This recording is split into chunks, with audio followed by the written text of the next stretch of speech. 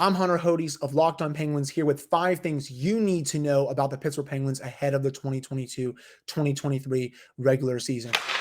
The biggest thing one for me, the core is coming back. A lot was made about this potentially being the last hurrah in the Sidney Crosby, Evgeni Malkin-Letang era. Both Malkin and Letang were free agents after the season, but Penguins were able to make it work. They signed Malkin to a 4-year contract, $6.1 million AAV. Letang, 6 years, $6.1 million AAV. Fact of the matter is the Penguins were not going to get equal value for both of them on the market, whether it was Vincent Trocheck, Andrew Copp at center, or John Klingberg on defense.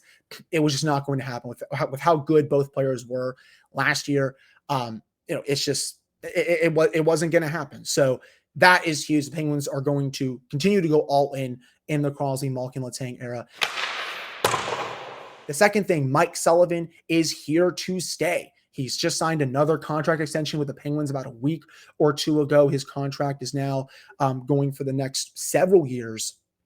And, this is a move that, I think some people question, but when you have the chance to lock up a very good head coach, someone who has been with this team since late 2015. That's the crazy thing. It's been almost 7 full years that he's been here. I say you do it. You're not going to find a better coach for him on the open coaching market. The Penguins, they realize that. Ron Hextall and Brian Burke, they've gotten to know him ever since they took their respective roles with the organization. And, this is what you get. And the ownership group, it's new, but they also quite clearly like him a lot. So this is still very much Mike Sullivan's team for the foreseeable future. Thing 3, the defense has kind of been remade. I was definitely a bit shocked when the Penguins traded Mike Matheson for Jeff Petrie and then Ty Smith for John Marino. And then they also signed Jan Ruta. It was obvious the Penguins were not happy with their defense in the Stanley Cup playoffs against New York Rangers. I mean, you look what happened with Marino in Game 7 against the Rangers, where he basically put the puck on a silver platter for Mika Zibanejad. They wanted to be better in front of the net. They wanted better decision-making from their defense.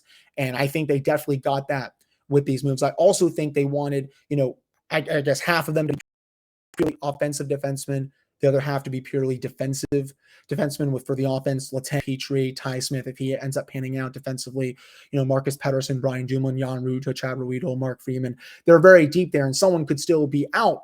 But, the defense, they wanted to make changes there, and they sure did. Going into training camp, which is only about 9 days away now. Thing 4, though, the depth is a bit scarce. Look at last year's team. I definitely would say they're a bit deeper, especially when you see Evan Rodriguez just signed with the Colorado Avalanche right now. Kasperi Kapanen, a lot of question marks there for him after just a bad year for him last year. They gave him a 2-year, $3.2 million contract extension. Now, that's definitely a bit risky just because I think they're banking on him playing a lot better. But, is he really going to find that form that he had in 2020, 2021? I think that's the big question for the Penguins with that. Jeff Carter, he's a bit older. Teddy Bluger, I don't think he was that good last year. Brock McGinn had a second half to forget. And then you have Ryan Poehling, who hasn't really panned out in Montreal. Josh Archibald, who doesn't have the best offensive numbers. Drake Caggiula, Drew O'Connor. It's definitely not as good as the last couple of years. I wouldn't say it's as bad as the Ray Shiro era years, but it's definitely, it's not nearly good as what it was last year and the year before. And the final thing, this is still a playoff team. I truly do think the Penguins, they are at least the 3rd best team in the Metropolitan Division. You have Carolina, New York at the top. That's totally fine, very respectable. But after that, I don't think the Metropolitan Division is that good. Philadelphia, they're going to be kind of in a retooling, rebuilding year. Columbus, I don't think is there yet. Washington will probably still be a playoff team, but I think Pittsburgh's a bit better than them. And then you have New Jersey. Who knows? With them, the Islanders, don't really know. But I too firmly think the Penguins will get one of the top 3 seeds in the Metropolitan Division by the end of next season.